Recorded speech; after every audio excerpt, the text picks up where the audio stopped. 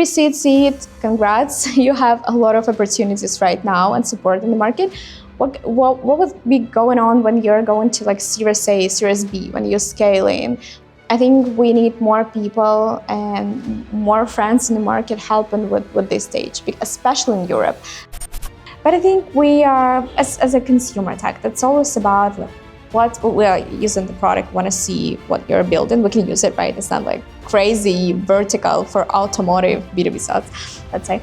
And retention, I think that's the most important thing, revenue retention, I would say. After the crisis, the market, when it goes down, people want to play safe, and B2B is play safe because it's predictable. So you have your pipeline of potential customers growing, you're trying something, negotiating, then you're developing better product, and then it's kind of a predictable.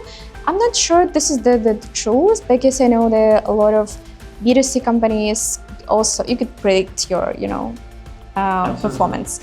And so I think that was the game when everybody was like, yeah, let's just see. So first of all, I think our ecosystem is broader than just Europe. So like 25% of our startups coming from US, Canada, something like North America, I would say. That's why I think we have a broader maybe picture of that.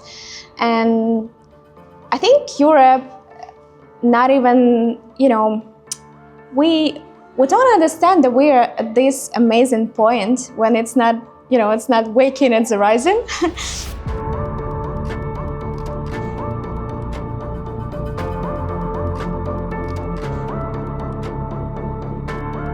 Tanya, thank you so much for being with us today at the Business Room, and we want to ask you first and foremost, what brought you and Terminal 4 to Bucharest?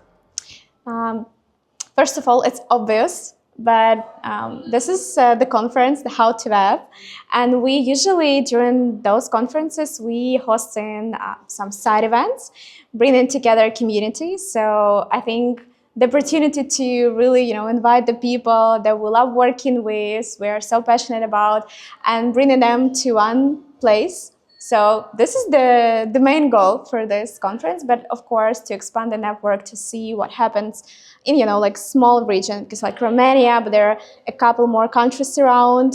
And when you go into some event, like big event in the region, so you feel the ground. It's like, what's happening here? What kind of founders, kind of new startups, what kind of new initiatives? So yeah, that's the main idea of all of this. We're glad to have you here, and we're glad to see how the work that Terminal 4 is doing is expanding across Europe. Mm-hmm. On that note, I wanted to ask you first and foremost, how can you best define what Terminal 4 is? Is it an incubator, an accelerator, a platform, a community? Yeah, it's all of that. That's why we called ourselves ecosystem. So basically we have different acceleration programs from like pre-seed stage up to Series A. We usually organize in these programs together with big guys like Meta or Snapchat, but also we have a community of founders, our alumni. We also have kind of a platform. You can imagine it's like marketplace of different experts. You could, book a call with, talk about different stuff. You could meet investors there. So this is the platform, like our own product, the tech product that we have. But also we host in different events. We try to bring people offline. We have like many different stuff. So I wouldn't say it's just acceleration program or it's just a platform or something else. So all of that. So when it comes to the startup world, we always talk about the success stories, mm-hmm. and we don't often hear about the struggles, the blood, sweat, and tears that founders go through. We often hear about it, working with them closely. We're crying with them closely. So. You do. While the media hears less about the struggles and more about their successes. Mm-hmm. I wanted to also ask you from the point of view of someone who runs a platform for startups, and also given the current financial and political context that we have in Europe, which is a bit more difficult right now, what have been the obstacles, the hurdles that you faced while building this as an ecosystem? In Europe. Yes. So first of all, I think our ecosystem is broader than just Europe. So like 25% of our startups coming from US, Canada, something like North America, I would say. That's why I think we have a broader maybe picture of that.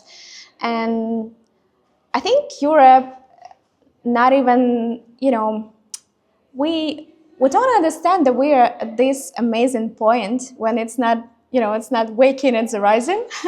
When we are really waking up, when there's a lot of things going on in Europe. And I think, because I have a part of my team, like two teammates from my team right now in US, and we could, compare, exchange and everything. And I think Europe's such a sweet spot right now for the global startup ecosystem. And I could talk a lot about challenges that we have. I think that would be interesting to discuss. But basically, I think Europe is not like some hub or some space when there's always a second place or like third place, and we need to run and like to compete with, I don't know, Silicon Valley. It's not like that anymore. It's a lot of interesting stuff happening here. And I think maybe just because of the politics and everything, maybe just because US is right now kind of playing their own game, right? So we're like, okay, we need to be together. We need to have everything on our own. We need to, rely on ourselves. But this is a great stuff for the startup ecosystem.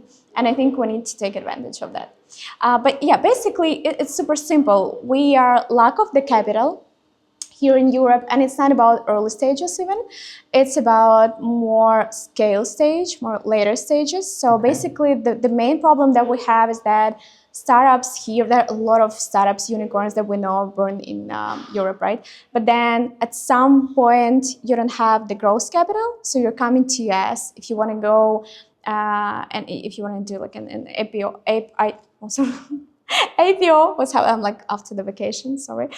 So if you wanna make an IPO, so you go into US because there's like financial institutions, services, and everything. So we just don't have this infrastructure and enough capital dedicated for later stages. So I think that's the main problem. And also we don't know how to bring the talents from all over the world here to Europe.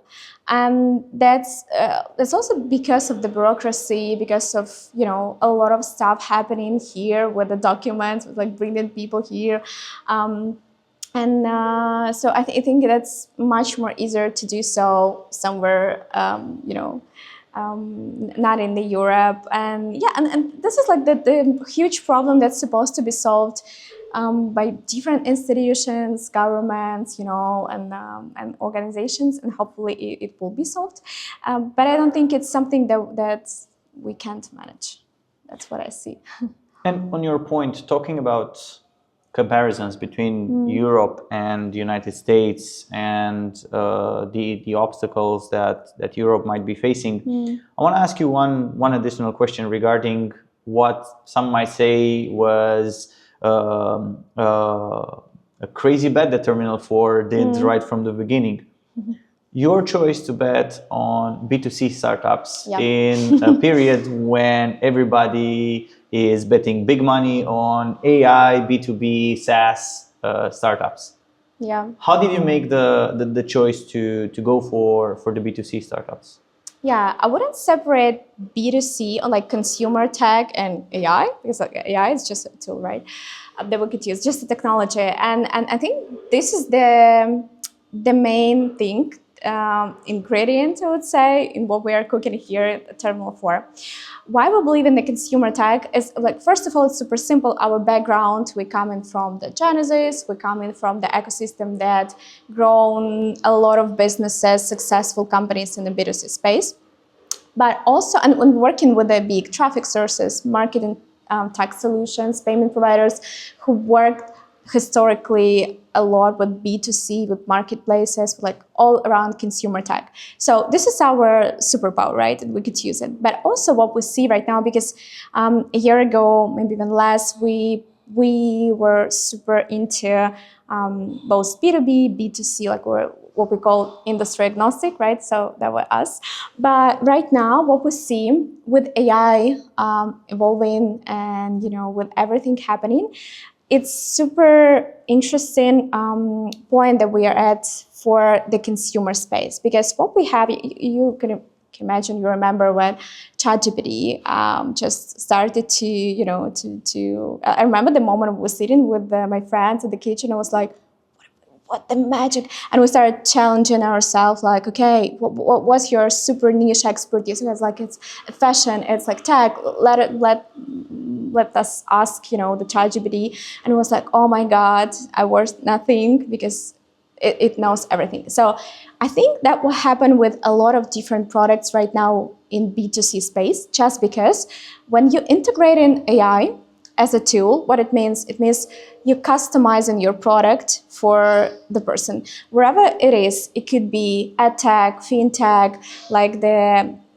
Cali, for instance, right? So it's like calorie tracking, but it's super personalized. And with AI, you could enhance this technology, and you could actually not just, put the calories yourself into this tracker and they calculate it, but you could just take a picture, and just because the technology right now is so advanced, it will automatically calculate yourself. So it's like people, they are thinking right now that, oh my God, this is the time when it was like, maybe, I don't know, probably 10 years ago, the last time we feel that's something happening that I'm surprised. I want to try it. I want to use it.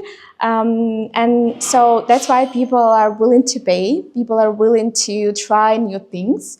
And I think just because most of the product can easily integrate AI, can easily customize, personalize the experience, so they have more chances to kind of win this attention of their customers, of their users.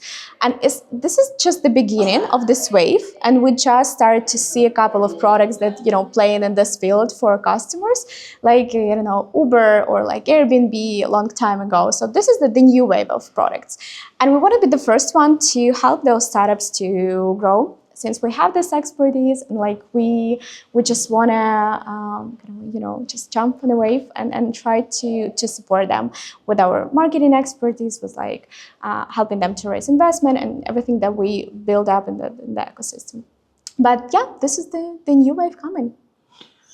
I think that what you just said is extremely interesting in this debate, especially when it comes to investments between B2B and B2C nowadays. I was reading yesterday a very interesting post written by a Romanian investor who said that he's absolutely sick of B2B copies, of receiving pitch decks about the 140th HR tech tool or logistics tech tool or operations tech tool enabled by AI. And the thing that you mentioned about AI powering B2C companies to offer a personalized experience will drive many more consumers to that, and implicitly investors will follow actually the audiences. And there are a lot of solutions like prosumer tech, so like something that for you as a consumer, the end user, but also your professional. So this is your ChatGPT sometimes could be your professional tool, right? So that you could use in different ways. And so that's also consumer tech. That's also B2C basically. And I'm just thinking that logically, I love logic, right? So how many companies do you have in Romania? If I'm building B2B startup, let's say I just want to build it for the local market, how many companies supposed to be my clients? And do they have any sort of solutions that I'm building right now? Probably yes, and probably they have a lot of different offers from a lot of different startups. That will happen in every single country. I think we overwhelmed with B2B solutions. What I believe in is we have a lot of space to discover, but it's quite complicated tech, right? So it's going to be biotech, it's going to be deep tech. I'm from Ukraine, and definitely all around dual use, military tech, defense tech. So there's the spaces when we still need to really, double down, and it requires a lot of capital, a lot of resources, and it's B2B definitely. But I don't think that we need more like HR tech. Love HR tech, but yeah. So when it comes to running the Terminal 4 programs, I also wanted to ask you what made you partner with the likes of Meta and Snap, because it's also a matter of choice for any program to choose its partners in a specific way so that it can deliver the right resources and also the right follow-up after a program finishes for its startups. What made you work with Meta and Snap?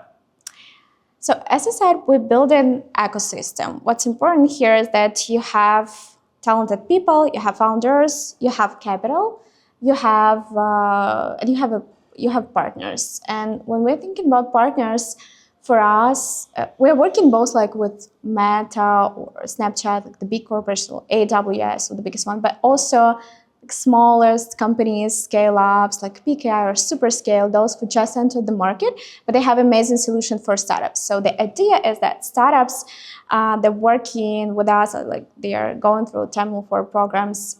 They have partners who supply them, and it's really not about credits or something like that. That people are thinking, okay, Snap giving them credits, so probably that's a good space to be in this, programs with Snapchat that the Terminal 4 is doing. It's not about that. It's about, first of all, market insights that they have. It's a huge corporation, like huge, data that they have, trends that they see, some, hacks that you could use when you advertise, you're doing your, viral content, wherever you're doing. So this is like a resources, like open book that you could use.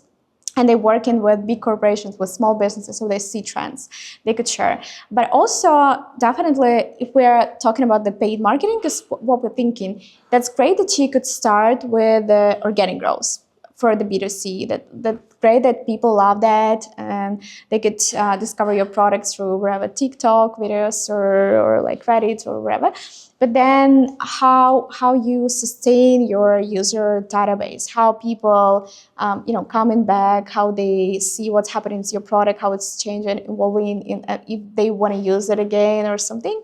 So it's usually about paid marketing as well. So, and the paid marketing, to be honest, here in the CE region, this expertise is like crazy. I think that's top notch compared to other regions in the global market, global landscape. We're going to quote you on that. Yeah, we know how to do the paid marketing, and this is I think that's something that we could also kind of partnering with those big traffic sources and the platforms. At the same time, we could teach founders and help them to scale. It's not a problem to launch your product anymore, especially in the B2C space. We have Lovable, come on, like 2 days, you're ready. But this is the huge problem to scale. And so we're working with those partners who help in startups to scale. So Meta, Snapchat, one of those. We're also launching a new program with big tech partner who like the whole infrastructure, the model that I have, they help in startups to scale wherever they have their apps, add new features in a sec. So like we're working with the companies who really know how to support with the scale. So this is the shortest answer, which is not short. Given that you're launching now a new program, two more programs. Okay. Yeah. hopefully this announcement was one of the first media announcements here of these new programs. Yeah, well, like next week would be crazy. You'll be surprised for us as well. So given that you're launching two new programs on top of the programs that Terminal 4 is already running, I wanted to zoom out a little bit and look at the European market of startup programs from your perspective. Is it crowded? Is there still space? Is there still space for a specific niche, or is there still space for many more, let's say, agnostic, generalistic programs for startups? Can it be harsh? Absolutely. So I think it's not about only European market, but European market as well. So I think there are a lot of capital came to different organizations who support founders with their first stages, like inspirational programs, how to launch startup, and we kind of stuck a bit with these early days, incubation and acceleration. So there are a lot of players, and this is great. But especially if they're agnostic, because we were this, also kind of stayed as well. So I think it's not efficient anymore. And what we really need is wherever it is, consumer tech, deep tech, biotech, B2B SaaS, enterprise, wherever you want to focus on. But if you have specific expertise, you have investors working specifically with the startups in your vertical, if you have partners like we are in consumer tech, okay, who are like marketing tech solutions, definitely payment solutions, definitely it's like about customer service solutions. So who are those partners that I could bring to the startups and help them?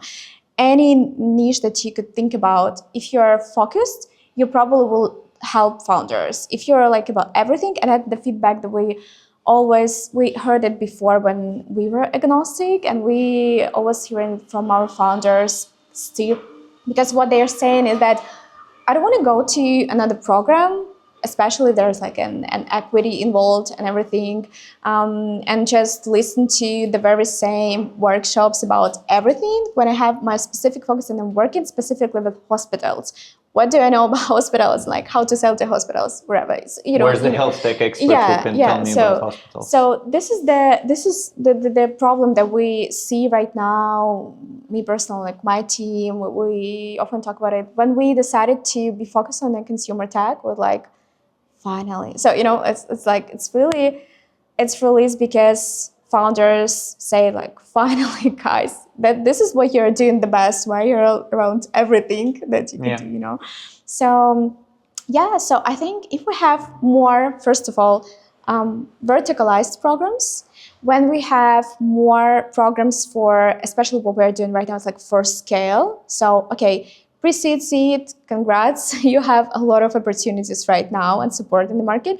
What would be going on when you're going to like Series A, Series B, when you're scaling? I think we need more people and more friends in the market helping with this stage, especially in Europe. What I said, I think a couple minutes ago, that we don't have enough capital and expertise how to scale businesses dramatically in the growth stage. So that's what we need. That's what I believe in might help. The more I'm listening to you, I'm thinking of one of the general models that startups learn right now in incubators and still in accelerators, the famous business model canvas, done by Mr.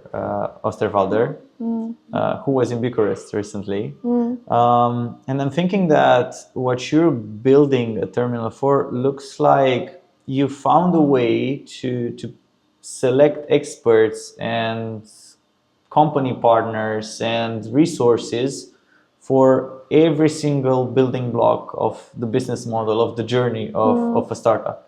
Instead of just teaching them academic entrepreneurship, is actually giving them the resources at every step of the way, every piece of the puzzle that they need.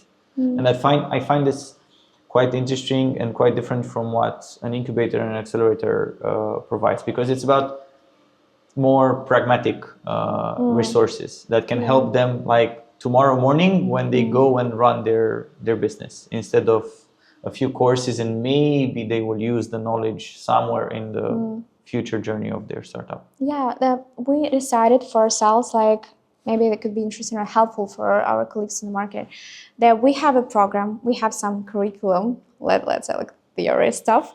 And so we have some sort of workshops and one-on-one sessions, but then we're listening to the founders during the program.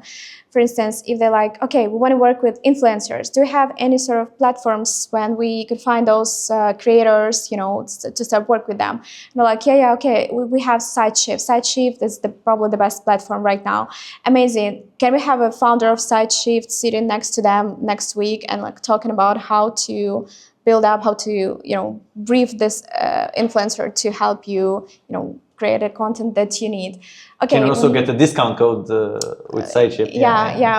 We actually have. And then okay, with like UGC, UGC is booming, and it's like AI persona and everything. Who is the best one? Okay, we know guys super scale. They just race around and they go in super fast and like really want to help startups because they're working closely with the small medium businesses.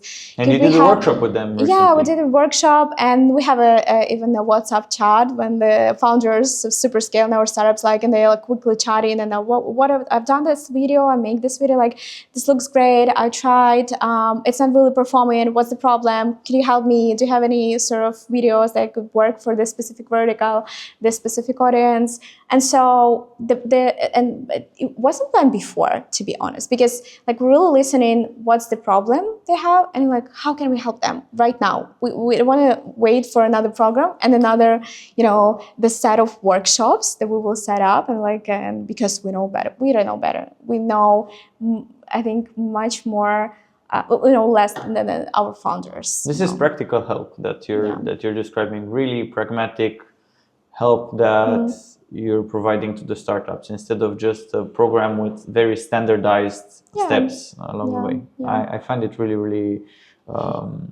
inspiring. I also wanted to ask you, looking at the current programs and also the new programs that you're going to be announcing, what are the focus areas, let's say the niches that you're focusing or the industries that you're focusing right now with the programs that you have a terminal for? So I would say there are 3 challenges that we see in the consumer tech startups and we're trying to work with them. So first of all, it's like how to create amazing product with unbelievable user experience, because otherwise you won't win this game. So you need to really create a great product that people love. The second thing is how you market it, that like classical stuff, but in a new era with the new marketing tools, new approaches, blueprints. We're looking for them. We're trying to find something really, really new that worked just yesterday and then help startups to apply it. So we will be always focusing on marketing, because we know for the consumer space, it's everything. And you could build the best product in the world, but then, people are supposed to know about that. And the third one is technology. And what we see, again, it's a new challenge I think that's not only about consumer tech, generally speaking. It's easy to build something. It's so hard to scale something. So especially from the technical perspective. So that's something that we didn't really work before. So we want to be focused on really finding partners and expertise to help scale something and not to make the product crash completely when you try to expand. Because what happened right now, the market is the same as 10, 12 years ago. It's really unpredictable for the consumer tech. So you could wake up one morning and it's like, oh my God, I have 2 million users. What do I need to do with them? So what happened? And your app is that. Crashing and So you need to be ready for that, and that will be our focusing on. And in terms of the vertical, I think in the consumer space, again, it's people always care about how they feel, how they look, how their emotional state. They always care about their relationship. They are whatever friendship, romantic relationships. They always care about grow the personality, about education. So. And then they are the Maslow pyramid of human needs. Yeah, so this is the always product will be here. So how to make the people's life easier and how to help them with their basics and more mature needs that they might have. And it's usually about finance, education, health, and people relationships and the mental state. So probably those are verticals that we love, and just because people love, and because me as a user, I love that. Yeah. I want to, work on that. Talking about the first point that you made, the importance of actually managing to scale after a certain point in a startup's life. Yeah. I also wanted to ask you, what are some of the success stories that you had so far with startups at Terminal 4? I think we don't have unicorns, right? Yet, but we'll see. Okay. And I think success is always about like small things that changed. And I think there are like 100,000 small things that change the team, product, marketing, every single day. But I think maybe the most interesting case that we had is a company called Memory OS. It's like Duolingo for memorizing. So they were at two different programs, different stages at Terminal 4. And we help them raise the recent round. It's like all of the investors that haven't they around, we actually bring them to the table and like moderate a bit this round. But also we had a mentor back then. They had a mentor, and she became their fractional CMO for some time. Helped them really like that's a magic that she's done with marketing. Because she wanted to be an advisor and help them, and I think they like still working with them even after all of these years. They help another startup, so it's like it's not about one like success stories of like raising the round. It's not about raising the money, but they really scale and they really grow with us, and they still a part of community and helping other founders. That's the most important. That's that we see. So based on your story, I wanna take a moment and also maybe together with you address the audience, because we have this amazing chance to talk to an audience of entrepreneurs and startups in Romania, and not only in Romania, to point out something that you addressed even before in our conversation, the fact that the incubators and accelerators of the world are running on a traditional model, which is no longer working. Therefore, you're running this model of offering this pragmatic help to the startups, and also they are running on what I would say traditional metrics. And I find what you said, the fact that it wasn't necessarily the investment round, the biggest sign of success that you consider. Even for Memory OS, but also for other startups from your programs. These traditional metrics for startup programs are also no longer completely relevant. And some things that you said, such as the fact that this startup actually joined two different programs, the fact that they are still part of the community and they are helping other startups right now, or the fact that a mentor and you nurtured that relationship in such a way that the mentor became part of the team and part of their journey and their success. I find these metrics, even though they are less quantifiable as an investment round, or less quantifiable as we had 20 startups in this cohort and out of 20, 15 got an investment round at the demo day. This kind of metrics. I find this less quantifiable metrics much more important in the long run. And I absolutely am glad that you're taking the other route than the traditional incubators and accelerators, and you have this perspective, because I think that this is the way that startups can actually grow long term and also past that infamous 5-year mark when most of them supposedly fail. I think we in the last batch of Traction Builder program that we have with the Snapchat, we had a lot of startups bootstrapped up to 1 million ARR. And they came to the program because they want to know, they want to raise the round. They want to know how I could bootstrap, or maybe raise the round one day because I want to scale dramatically. But I want to know how I can scale to 10 million ARR to 100 million ARR. So I want to know how I could grow. And it's not about just venture capital. And I think what we talked before this, like the recording, that it's a superpower of founders here in Europe that we don't have enough capital, we don't have like enough, resources, so we know how to survive and how to build profitable business. So this is about building a profitable business at the end of the day, and not just burn your, share and all of your motivation with next round, which is like great to have great investors on board. But it's also about if you are capable to grow without, injection of capital. I was talking today in a mentorship session with a startup that said the famous or the infamous thing: we need to raise an investment round in order to hire salespeople.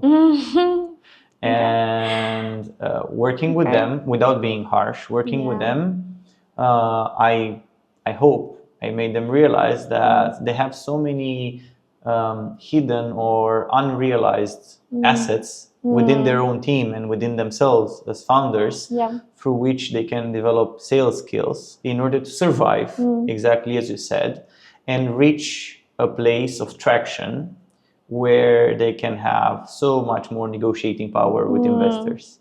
Because if more startups would be of, let's say, the grit, the perseverance that European founders, and especially the ones from Central and Eastern Europe, have, and you notice that even more than me, I think that a lot more startups would reach Series A and beyond, being a lean startup, bootstrapping, and not giving away half of their company at their first or second investment round. Yeah, sure. I wanted to also ask you, did you have any Romanian startup in the programs so far? Yeah, we right now in this batch we have Data Against Data. You know them. We had a couple of years ago Easy Sales, amazing startup. That will be here at our event soon. Yes.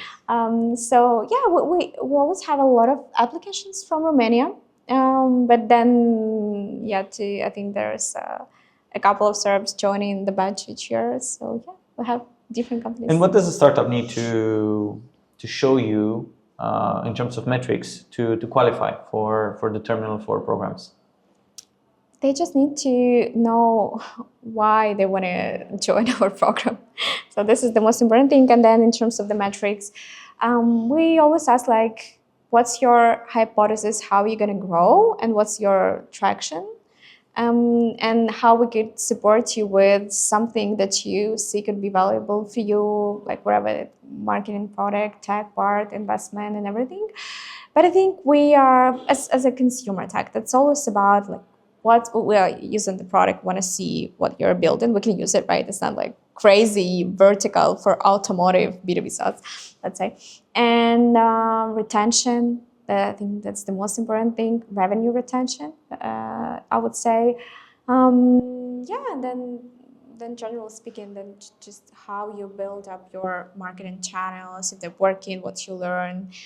It's always about people as well. You know, I'm not sure it's only about product, because you could create wherever you want to create, then change your vision and experiment. Absolutely. That's about your mindset, and we really looking at that, I would say. And it's hard to say. We also have tons of criteria, but in the end of the day, when you're talking to hundreds of startups, you know, every single month, so you just know that probably will work because of this people. You develop a gut feeling, of selection. And I wanted to also ask you, because we've been talking about AI either in B2B or B2C, how much has AI become a criterion for your selection and in general the way you see it in Europe? Because we see, at least in the investment world, that AI as a buzzword has become a major selection point. There are not so many startups building their own models, but we see them in Europe as well, which is hard, complicated, super, you know, it's require a lot of resources. But I think that the basic level of just introducing some features on top of existing models, it's just so easy right now. And I think it's even a word to pronounce anymore. But what's interesting is when you're trying to really when this is like a, let's say, conversational AI, right? So when you could do like speech, using ElevenLabs, but this is really make the difference in your product. So like people could, singing, and you could analyze what they're singing and help them, to make this note like higher, whatever. I'm not really a professional in this industry, but it's more about how it's different in terms of the experience, not just having AI as a word in your one-liner of your Yes. product. Yeah. You know what I mean? So this is important. This is crucial, I would say, especially for consumer, crucial. We will have in a couple of weeks the new batch, like an advanced batch, but we started promo soon with the specifically consumer AI startups and most like conversational AI, because we believe that we would tend to speak, not to write. We're like, as humans, we're always about like speaking, and this is the most natural and the most comfortable way for us to express ourselves. And so we believe this is the new era. We'll already see it. Like I'm just talking with the ChatGPT, right? I'm really writing. Sometimes it's not easy and that's comfortable. I'm do so, but usually I'm speaking, and we see people trying to speak to technologists, like to other humans. So we believe in that space, and this is crucial. I don't know, if you're not using that, you're not competitive. I was reading the other day an interesting stat that you posted on the Terminal 4 channels Hope it was something smart. about the low investment rates in the B2C space compared to the B2B space. Last year, yeah. Despite the fact that B2C startups are driving a lot of consumer spending. And I wanted to ask you,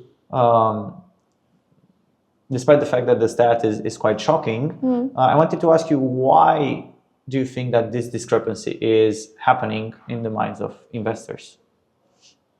I think that always happened after the crisis. The market, when it goes down, people want to play safe, and B2B is play safe because it's predictable. So you have your pipeline of potential customers, go in, you're trying something, negotiating, then you developing better product, and then it's kind of a predictable.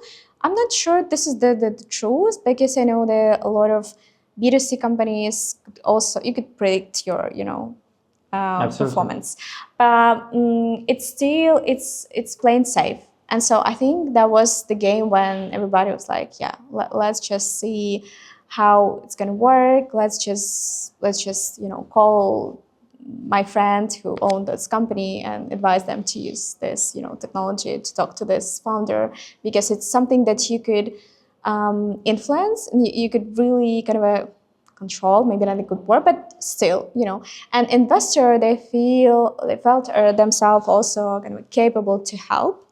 When you don't feel like you want to spend a lot of money at marketing, and before there was like that, because again, products, they were okay for users. There wasn't something unbelievable like we see right now with the AI and with the new generation of consumer apps. So that's why I think that was game on the field of B2B, but it's changing. And if you compare, I see the stats from, oh my God, what was maybe A16Z on Menlo, or some big fund investing in the consumer as well. And they posted the stats. They compare the journey of 1-year-old startup in B2B space and the B2C, like B2B SaaS and the B2C SaaS as well, like what you could use for your needs as a consumer, but also for professional stuff. And usually for the B2B, it's around 2 million ARR. So, and for B2C SaaS, it's like 4 million ARR. So 2x, double, yeah, in revenue. So we already see its changes. That like the latest stats that we see. So I think in the end, usually we have these reports in the end of the year, beginning of the next year to compare. So we will see a huge change. Maybe not a huge change in investment, but it still will feel, because we know right now, like looking at our startups, that it's a bit easier to raise than the last year, a bit easier. But I think next year we'll see again the boom. Tanya, I want to ask you one final question, and then I'm going to have a challenge for you.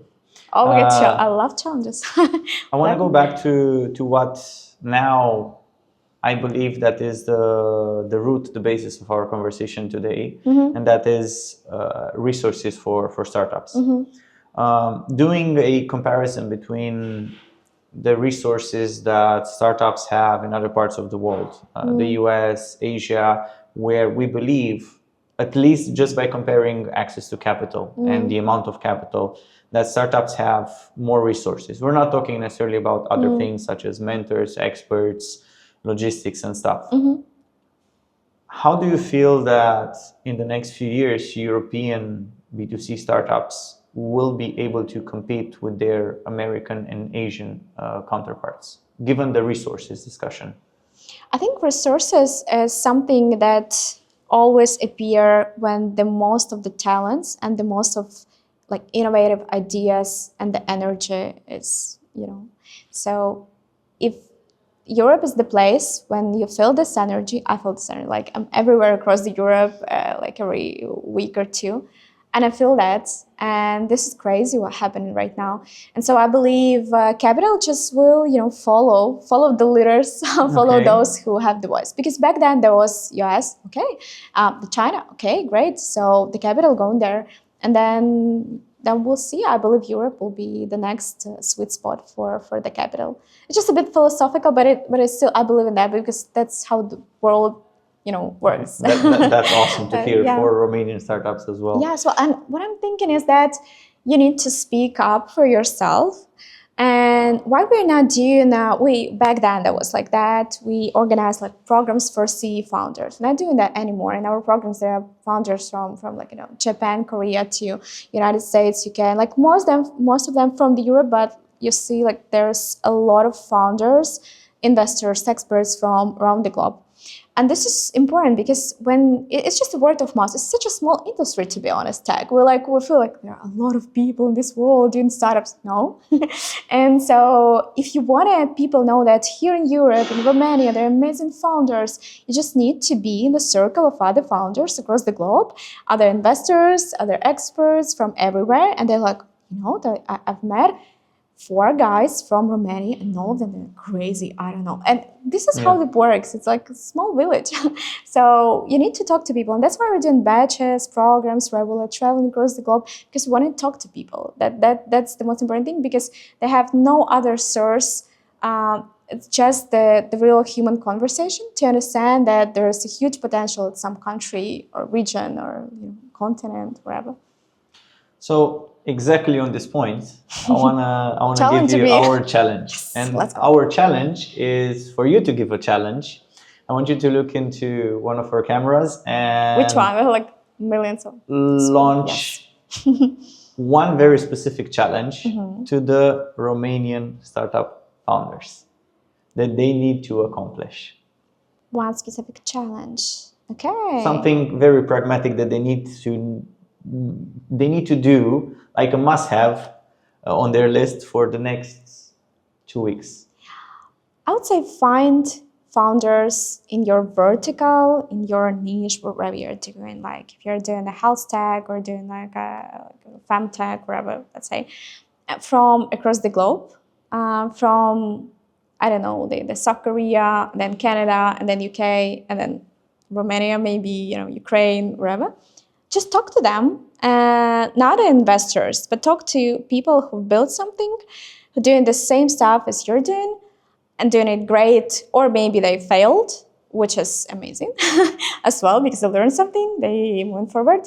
And just learn from, I would say this is the best way to learn, because what we see in our chats for founders during the program, this is the best source to learn. You always rely on experts, investors, smart guys, help me. No, other founders is like a huge source of everything. It's like pure gold. So just talk to them. Tanya, I think that your experience, the experience that you shared today has been probably one of the best learning resources for founders. Hope so. That we needed. Thank you for being here, and hope that you enjoy Bucharest and you find some great Romanian startups. I really hope so, and I believe that would be like that. Thanks a lot. Thanks for the invitation. Thank you. Guys. Thank you.